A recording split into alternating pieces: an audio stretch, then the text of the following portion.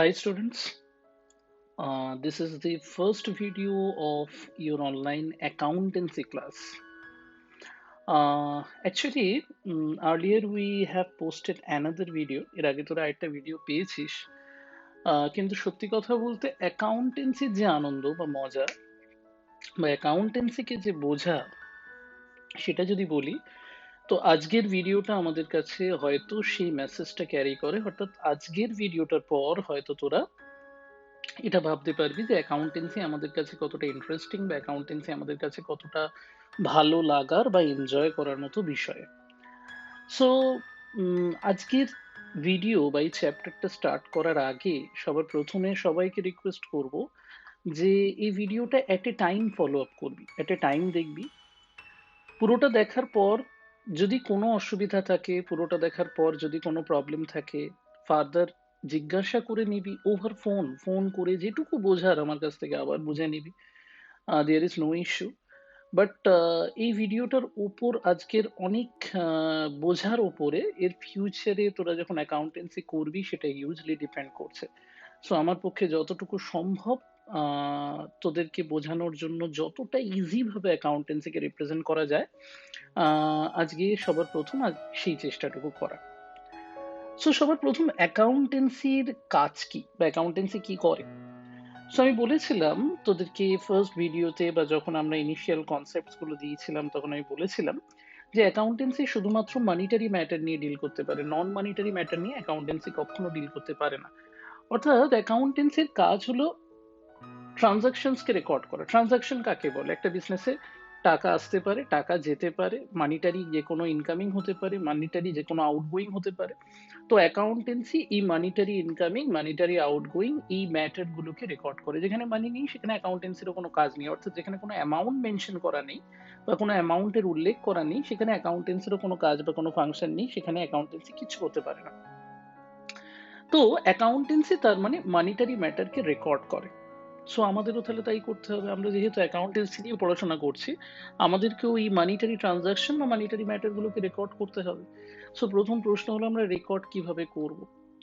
So আজকে এটাই বোঝার the basic rule of debit credit বা অ্যাকাউন্টেন্সিতে একটা ট্রানজাকশনকে আমরা কিভাবে ইনিশিয়ালি রেকর্ড করব।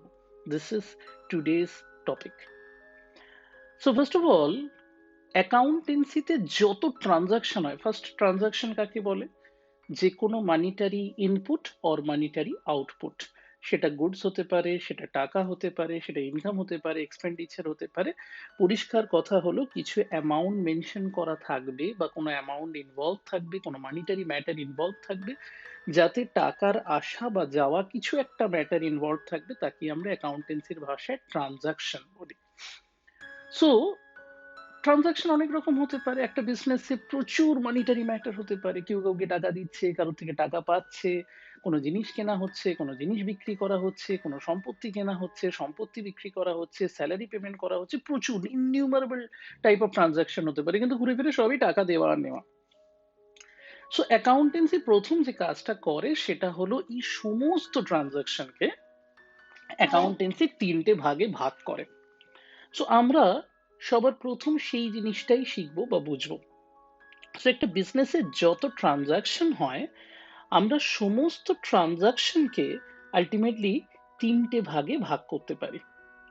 অর্থাৎ একটা বিজনেসের এভরি টাইপ অফ ট্রানজাকশন তিনটে বিষয়ের সঙ্গে রিলেটেড হতে পারে। সো ব্যাপারটাকে একটু ক্লিয়ারলি বুঝি। সো একটা বিজনেসে যত ট্রানজাকশন হয়, একটা বিজনেসে যত মানিটারি ম্যাটার ঘটে, সমস্ত মানিটারি ম্যাটারকে আমরা দেখি আইদার সেগুলো কোনো পার্সন রিলেটেড হয়, মানে কোনো লোককে টাকা দেওয়া হয় বা কোনো লোকের থেকে টাকা নেওয়া হয়, আদারওয়াইজ সেগুলো কোনো অ্যাসেট বা সম্পত্তি রিলেটেড হয়, আর আদারওয়াইজ সেগুলো ইনকাম বা এক্সপেন্ডিচার রিলেটেড হয়। তোরা এবার যদি 1 মিনিটের জন্য ঠান্ডা মাথায় চিন্তা করে দেখিস যে আমাদের প্রতিদিনের জীবনে, বিজনেস বাদ দে, আমাদের প্রতিদিনের জীবনে যত মানিটারি ঘটনা ঘটে, অর্থাৎ টাকা আসা যাওয়ার যত ঘটনা ঘটে, আইদার সেগুলোর মধ্যে কোনো লোকের নাম ইনভলভ থাকে, আদারওয়াইজ কোনো অ্যাসেট বা সম্পত্তির কেনা বা বিক্রি করা ইনভলভ থাকে, আদারওয়াইজ কোনো খরচ বা আয় ইনভলভ থাকে। দেখ, এর বাইরে অন্য কোনো কারণে আমরা টাকা কাউকে দিও না, টাকা কারোর থেকে পাইও না, বা আমাদের কাছ থেকে টাকা যায়ও না, বা আমাদের কাছ থেকে টাকা আসেও না। বিষয়টুকু যদি ভেবে দেখিস, কোনো অ্যান্সার আমরা পাবো না। এর এই তিনটের বাইরে আমাদের আর কোনো ধরনের ট্রানজাকশন হতে পারে না। সাপোজ মনে কর, আরো ক্লিয়ারলি যদি ব্যাপারটা বুঝি, আজকে ধর তোর পার্সে বা তোর মানি ব্যাগে 100 টাকা ছিল। আজকে রাত্রিবেলা তুই যখন বাড়ি ফিরলি, দেখা গেল তোর মানি ব্যাগে 80 টাকা আছে, তো 20 টাকা কম আছে। তার মানে 20 টাকা তোর কাছ থেকে চলে গেছে। তো 20 টাকা তোর কাছ থেকে চলে যাওয়ার কি কি রিজন হতে পারে? আইদার তুই কোনো লোককে টাকাটা দিয়েছিস, আদারওয়াইজ তুই টাকাটা দিয়ে কিছু একটা কিনে এনেছিস, তোর হঠাৎ মনে পড়লো আচ্ছা আমি তো এই পেনটা আজকে কিনেছিলাম, তো পেনটা কিনেছিস। আদারওয়াইজ যদি তুই পেনটা না কিনে থাকিস বা 20 টাকা দিয়ে কিছু না কিনে থাকিস বা কোনো লোককে না দিয়ে থাকিস, 20 টাকা তুই কোথাও খেয়ে ফেলেছিস, খরচা করে ফেলেছিস, বা 20 টাকা কোনো কারণবশত কোনো একটা বিল পেমেন্ট করেছিস বা কিছু করেছিস, তো খরচা হয়ে গেছে। সো এর বাইরে এই 20 টাকাটা না থাকার অন্য কোনো রিজন কি পসিবল? সেম যদি উল্টোটা হয়, তুই সকালবেলা যখন বেরিয়েছিলি তোর কাছে 100 টাকা ছিল।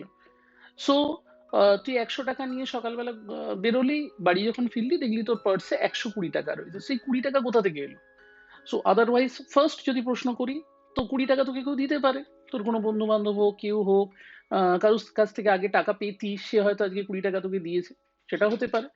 সেকেন্ড থিং, এরম হতে পারে যে 20 টাকা তোর কাছে যেটা এক্সট্রা এসছে, সেটা কোনো একটা অ্যাসেট বিক্রি করে তোর কাছে আসতে পারে, কোনো একটা সম্পত্তি বিক্রি করে এই টাকাটা তোর কাছে আসতে পারে। এবং এটাও হতে পারে যে যদি কোনো সম্পত্তি না বিক্রি করে থাকিস, বা কোনো কেউ তোকে না দিয়ে থাকে, সো কোথাও তুই একটা কোনো কঠিন পরিশ্রম করেছিস বা কাজ করেছিস যার ফলে 20 রুপিস তুই আর্ন করেছিস, সেটাও হতে পারে। সো তাহলে যদি খুব ঠান্ডা মাথায় চিন্তা করে দেখি, সেই তিনটে রিজনের বাইরে আর কোনো রিজন হতে পারে না তোর কাছে 20 টাকা আসে। সো আমাদের জীবনে আমরা অ্যাকাউন্টেন্সি, যতদিন অ্যাকাউন্টেন্সি শিখবো বা যতদিন অ্যাকাউন্টেন্সি করব, আমরা আমাদের লাইফে যত ট্রানজাকশনস পাবো, সেগুলো আলটিমেটলি 3 রকম ভাগেই ভাগ হবে, এর বাইরে কোনো ফোর্থ ভাগ নেই। সারা লাইফ এটা মনে রাখবে, অ্যাকাউন্টেন্সি আজকে যতটুকু বুঝবো এটাই অ্যাকাউন্টেন্সি, সারা লাইফ যতদিন অ্যাকাউন্টেন্সি করবি এটুকুই অ্যাকাউন্টেন্সি। এটা যদি আমরা ঠিকঠাক বুঝি, আমাদের হোল লাইফে কোনোদিন প্রবলেম হবে না অ্যাকাউন্টেন্সি করতে।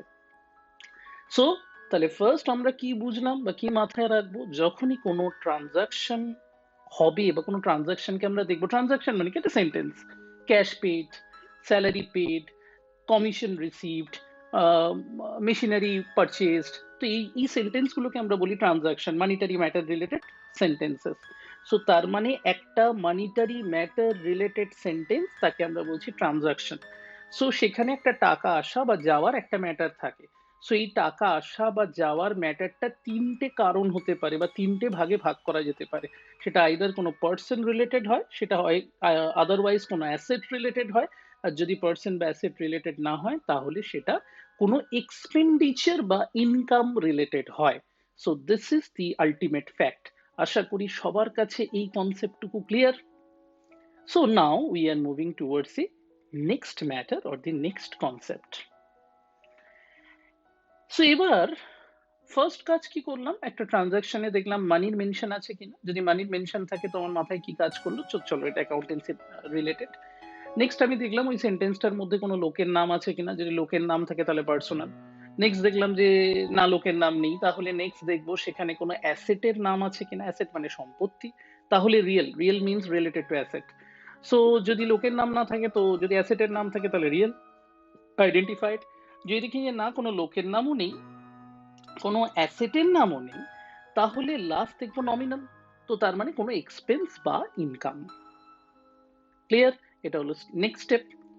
এইবার ধর সাপোজ আমি কথার কথা ধরে নিলাম যে আমরা ছোটবেলা থেকে হয়তো বা কখনো একটা সময়ের পর গিয়ে টার্মস গুলো সবসময় শুনি, মোবাইলে একটা রিচার্জ করলে শুনি your account has been credited with, bank থেকে টাকা কেটে নিলে একটা মেসেজ আসে your account has been debited with. So আমরা ডেবিট ক্রেডিট এই দুটো শব্দ ছোটবেলা থেকে হয়তো অনেক অনেক আগের থেকে শুনছি, কমার্স নেওয়ার অনেক আগের থেকে। অ্যাকচুয়ালি এই ডেবিট আর ক্রেডিট দুটো টার্মের উপরই অ্যাকাউন্টেন্সি দাঁড়িয়ে আছে। অ্যাকাউন্টেন্সিতে হয় ডেবিট হয়, নয় ক্রেডিট হয়। সো আমরা যদি চিনতে শিখে যাই কে ডেবিট আর কে ক্রেডিট, তাহলে সারা জীবন এটাও মনে রাখবো যে ডেবিট আর ক্রেডিট অলওয়েজ সমান হয়। সো এই তিনটে যে ভাগে আমরা অ্যাকাউন্টেন্সির সমস্ত ট্রানজাকশন বা অ্যাকাউন্টস গুলোকে ভাগ করতে পারি, আমরা নেক্সট আরেকটা কাজ করতে পারি, এই ভাগগুলোর মধ্যে থেকে আমরা এই ডেবিট ক্রেডিটকেও আলাদা করে চিনে নিতে পারি। সো সাপোজ মনে কর আজকে তুই সকালবেলা 100 টাকা নিয়ে বেরিয়েছিলি, তুই যখন বাড়ি ফিরলি তুই দেখলি তোর কাছে 80 টাকা রয়েছে। সো তুই প্রথম মনকে প্রশ্ন করলি তাহলে 20 রুপিস আমার কাছে নেই, তাহলে 20 রুপিস চলে যাওয়ার কারণটা কি হতে পারে? তোর মাথায় ফার্স্ট স্ট্রাইক করলো যে ও আচ্ছা, আমি তো ওর টাকাটা আমার বন্ধু এ কে দিয়েছি, ধর তোর একজন বন্ধু তার নাম এ, তো তাকে দিয়েছি। তো তাহলে তোর মাথায় ফার্স্ট স্ট্রাইক করার সঙ্গে সঙ্গে তুই আইডেন্টিফাই করে নিলি ও তার মানে তো পার্সোনাল ম্যাটার, একজন লোক ইনভলভড আছে মানে পার্সোনাল ম্যাটার। সো তাহলে, এবং এই পার্সোনাল ম্যাটার কি পার্সোনাল ম্যাটার নয় এটা কিন্তু এই সেন্টেন্সটার উপর ডিপেন্ড করে।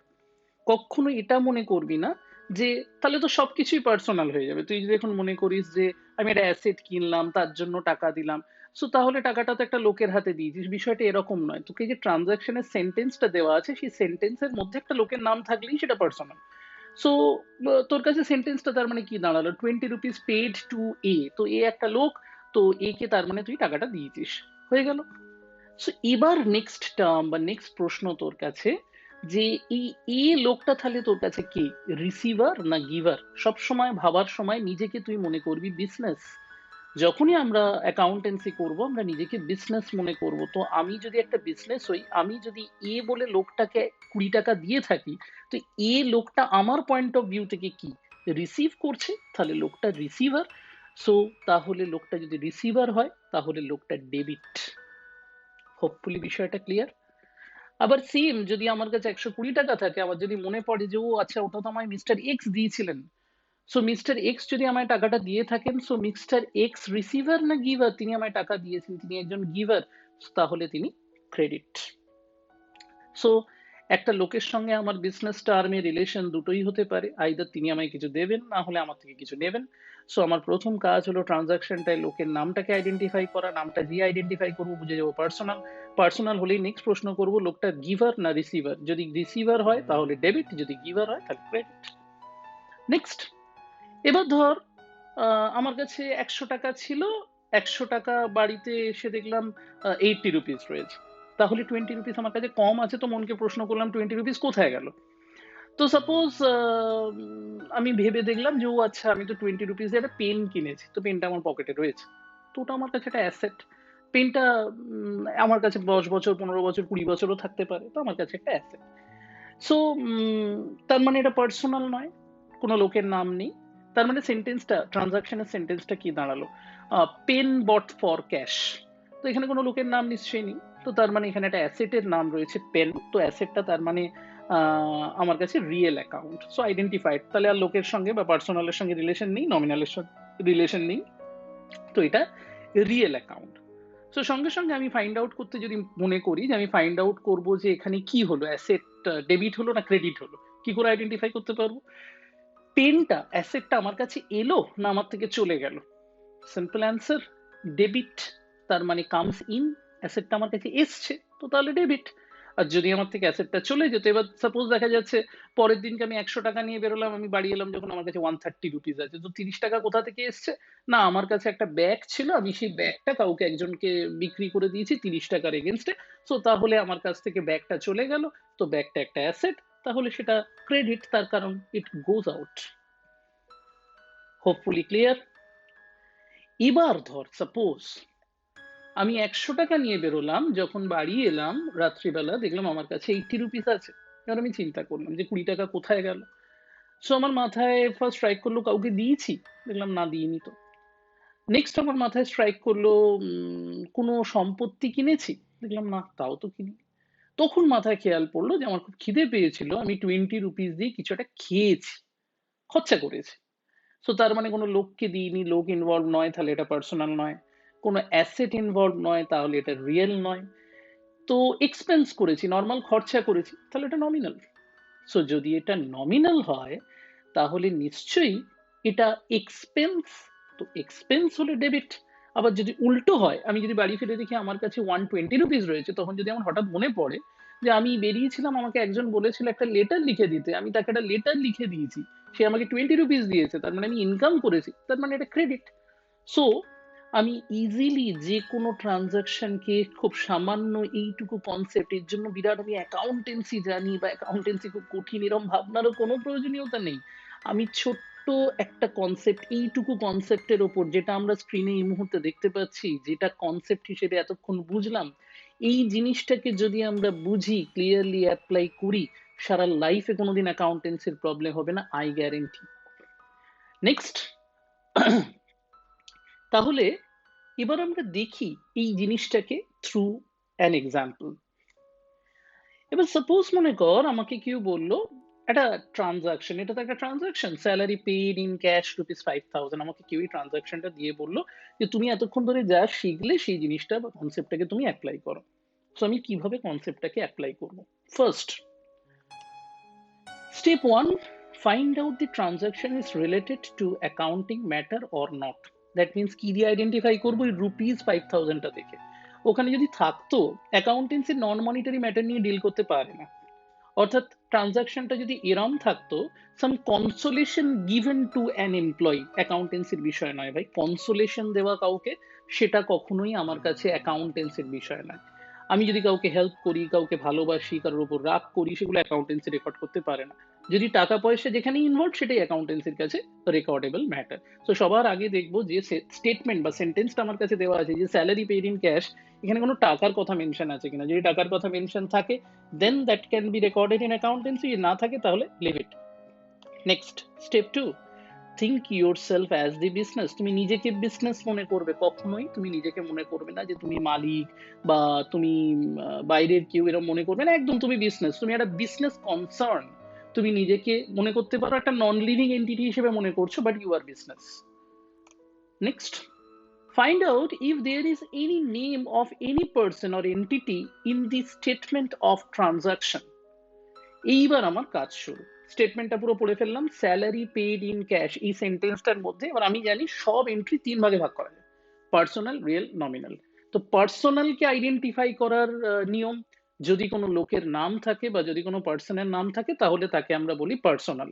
তো সবার প্রথম স্টেটমেন্টটা পড়ে দেখবো এখানে কোনো লোকের নাম আছে কিনা, এটা হলো আমার ফার্স্ট কাজ। তো স্যালারি পেইড ইন ক্যাশ, কোনো লোকের নাম আশা করি এখানে আমরা পাচ্ছি না, তার মানে এটা পার্সোনাল নয়, leave it. Then, if not, find out if there is any name of any asset. তো লোকের নাম পেলাম না, 1 নম্বরটা ক্যান্সেল হয়ে গেল। তাহলে 2 নম্বর, রিয়েল। রিয়েল মানে কোনো সম্পত্তির নাম। স্টেটমেন্টটা পড়ি, স্যালারি পেইড ইন ক্যাশ, এই সেন্টেন্সটার মধ্যে একটা সম্পত্তির নাম আছে, ক্যাশ। ক্যাশ আমাদের কাছে সম্পত্তি, অ্যাসেট। তো ক্যাশ, অবভিয়াসলি আমার কাছে ক্যাশ থাকলেও প্রচুর সম্পত্তি আছে, যত ক্যাশ থাকবে। সো আমি আইডেন্টিফাই করতে পারি যে আমার কাছে ক্যাশ আছে।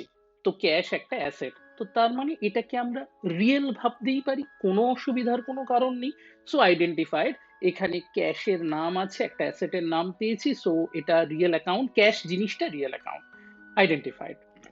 যদি এটা না আইডেন্টিফাই হতো, if not, find out the name of income or expenditure stated in the statement.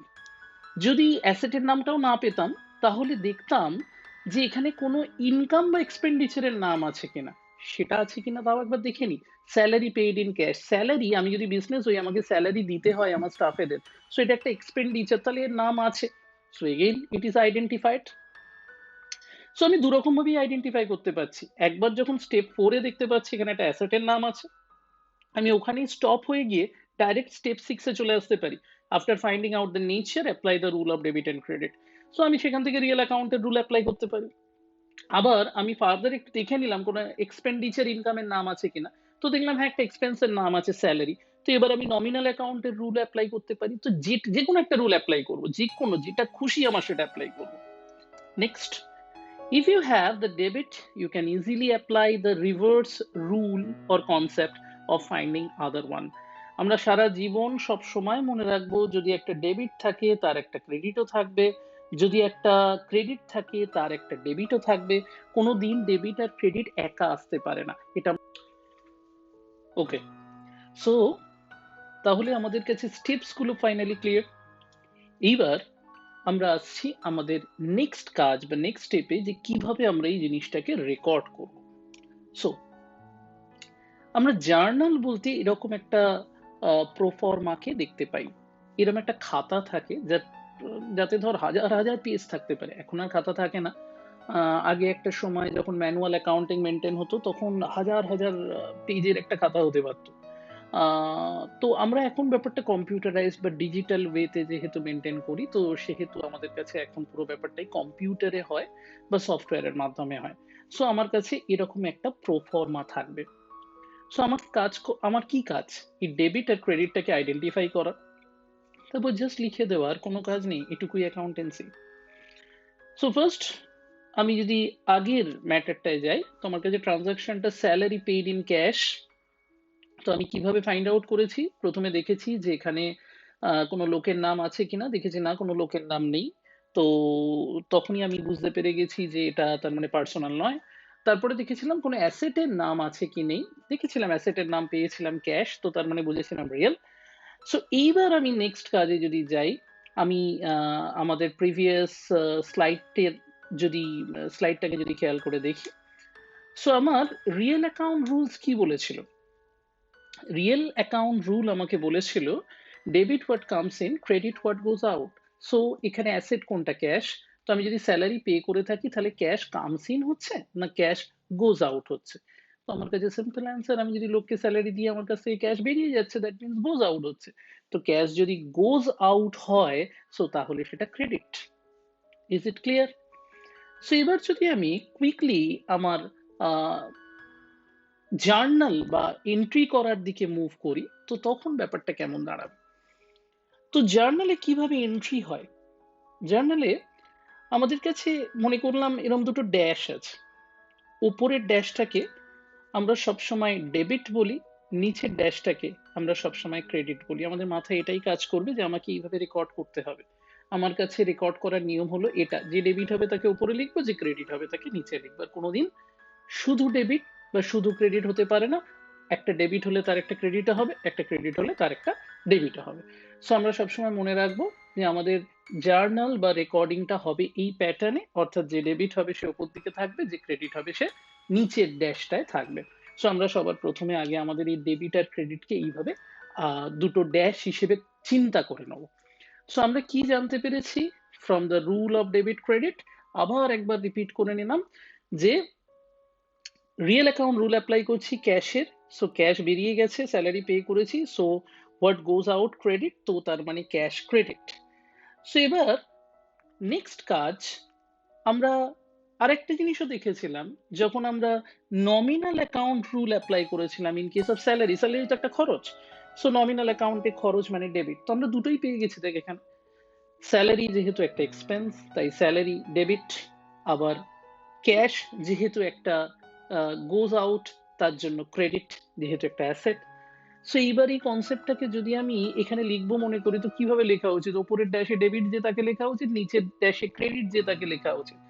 So তাহলে ওপরের ড্যাশে আসা উচিত স্যালারি, কারণ স্যালারি একটা এক্সপেন্স, নমিনাল অ্যাকাউন্ট রুল অনুযায়ী এক্সপেন্সেস আর ডেবিট। আর নিচের অ্যাকাউন্টে কার আসা উচিত? নিচের অ্যাকাউন্টে আসা উচিত ক্যাশ, কারণ ক্যাশ ক্রেডিট, কারণ ক্যাশ গোজ out as per real account rule. এবং যে ক্রেডিট হয় তার আগে আমরা টিও2 শব্দটা লিখি, জাস্ট ক্রেডিটটাকে ডিনোট করার জন্য। আমরা ক্রেডিট কথাটা নাও লিখতে পারি, সিআর কথাটা নাও লিখতে পারি, কিন্তু আমরা ক্রেডিটের আগে টিও2 লিখবো যাতে আইডেন্টিফাই হয় that is credit. So hopefully জিনিসটা আমাদের সবার কাছে জলের মতো ক্লিয়ার। এরপর আমরা যে কাজটা করি সেটা হলো, আমরা এই যে এন্ট্রিটাকে পোস্ট করলাম, বিং শব্দটা দরকার, কারণ এটা এন্ট্রি হচ্ছে being salary paid in cash বলে এটাকে আমরা লিখে দিলাম। যদি ডেট থাকতো তাহলে ডেট কলামে ডেটটা দিতাম, ডেট নেই বলে কিছু দিইনি। এবার যে অ্যামাউন্টটা 5000, সেই অ্যামাউন্টটা আমরা ডেবিটের সোজাসুজি, দেখো স্যালারি অ্যাকাউন্ট ডেবিট আছে, তো দুটো অ্যামাউন্ট কলাম আছে, first and second. First amount কলামটা ডেবিট অ্যান্ড সেকেন্ড অ্যামাউন্ট কলামটা ক্রেডিট। তো প্রথম স্যালারি ডেবিট, তাই ফার্স্ট স্যালারি সোজাসুজি ডেবিট কলামে লিখলাম 5000, এবং নেক্সট ক্যাশ ক্রেডিট, তাই ক্যাশের সোজাসুজি ক্রেডিট কলামে লিখলাম 5000। সো একটা কমপ্লিট এন্ট্রি জার্নালে পোস্টেড। সো এরকম একটা বিজনেসে যদি কয়েক হাজার কয়েক লক্ষ এন্ট্রি হয়, আমরা এই একটাই কনসেপ্ট অ্যাপ্লাই করব। সো কনসেপ্টটা কি অ্যাপ্লাই করব? এগেইন আর একবার জিনিসটাকে খুব ভালো করে মাথায় রেখে দিই বা বুঝে নিই আমাদের কাছে কনসেপ্টটা কিভাবে অ্যাপ্লিকেবল হবে। তো সবার প্রথম আমরা কি কাজ করব? সবার প্রথম আমরা ফাইন্ড আউট করব কোনো মানিটারি ম্যাটার মেনশন আছে কি নেই। সেকেন্ড, আমরা নিজেদের বিজনেস মনে করব। থার্ড, আমরা ফাইন্ড আউট করে দেখব যে কোনো লোকের নাম আছে কিনা। যদি স্টেটমেন্টে লোকের নাম থাকে তাহলে পার্সোনালের রুল অ্যাপ্লাই করব। যদি অ্যাসেটের নাম থাকে তাহলে রিয়েলের রুল অ্যাপ্লাই করব। যদি পার্সন বা অ্যাসেটের নাম না থাকে তাহলে নমিনাল অ্যাকাউন্টের রুল অ্যাপ্লাই করব, that means income and expenditure. Next, যদি দেখা যায় যে আমরা আইডেন্টিফিকেশন করে ফেললাম তাহলে এবার ডেবিট ক্রেডিট রুল অ্যাপ্লাই করে আইডেন্টিফাই করে নেবো, একটা ডেবিট বা ক্রেডিটকে আমরা পেয়ে যাব। সঙ্গে সঙ্গে আবার একবার সেম প্রসেসটা দিয়ে গিয়ে দেখবো যে আমরা রিভার্স অ্যাকাউন্টটাকেও পেয়ে গেলাম। তারপর আমরা একটা জার্নালে সবার প্রথমে মনে করব উপরের ড্যাশটায় হবে ডেবিট আর নিচে অলওয়েজ ক্রেডিট হবে। সো প্রথমে ডেবিটকে যদি আইডেন্টিফাই করে ফেলি তাহলে ডেবিটকে ডেবিটের জায়গায় পোস্ট করব, যদি ক্রেডিটকে আইডেন্টিফাই করে ফেলি তাহলে আগে নিচে পোস্ট করে নিতে পারবো ক্রেডিটকে। অঙ্ক করতে করতে আমাদের কাছে জিনিসটা আরো ক্লিয়ার হয়ে যাবে যখন একবারেই তাড়াতাড়ি লিখে দিতে পারবো, এত কিছু ভাবতে হবে না ইনিশিয়ালি বোঝার জন্য। তো যখন আমরা ডেবিটকে আইডেন্টিফাই করব ডেবিটের জায়গায় লিখবো, যখন আমরা ক্রেডিটকে আইডেন্টিফাই করব তখন ক্রেডিটের জায়গায় লিখবো, ক্রেডিটের আগে টিও 2 লিখবো। এবং তারপর আমরা যে কারণে এন্ট্রিটা করলাম সেটাকে অ্যাজ ন্যারেশন, এটাকে ন্যারেশন বলে, আমরা ব্র্যাকেটে লিখে দেবো। এবার অ্যামাউন্ট ডেবিটের সোজাসুজি ডেবিট কলামে, ক্রেডিটের সোজাসুজি ক্রেডিট কলামে আমরা দুটো অ্যামাউন্টকে লিখবো। এলএফ কলামটা কি? It is ledger folio. এটা কেন লাগে? কিচ্ছু না বুঝে ইন অ্যাকাউন্টেন্সি একটা সিম্পল শব্দ না বুঝে কিচ্ছু মুখস্থ করার মতো করে করবি না।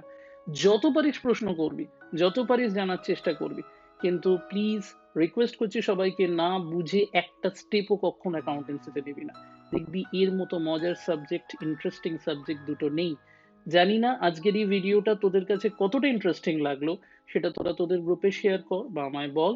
তোদের যদি অন্য কিছু জানার থাকে সেটা আমায় জিজ্ঞাসা কর। বাট চেষ্টা করলাম যাতে এখানে টোটাল ডেবিট ক্রেডিট কনসেপ্টটা তোদের কাছে ক্লিয়ার হয়, আর যাতে এটা বুঝতে পারিস যে আমরা অ্যাকাউন্টেন্সি নিয়ে কতটা ইন্টারেস্টিং একটা সাবজেক্টকে সিলেক্ট করেছি এবং এটা বোঝাটা কতটা সহজ। যদি আজকের এই ভিডিওটা টোটাল বুঝে থাকি তো থ্রু আউট লাইফ অ্যাকাউন্টেন্সিতে কোনোদিন কোনো প্রবলেম হবে না। ওকে, থ্যাংক ইউ ভেরি মাচ।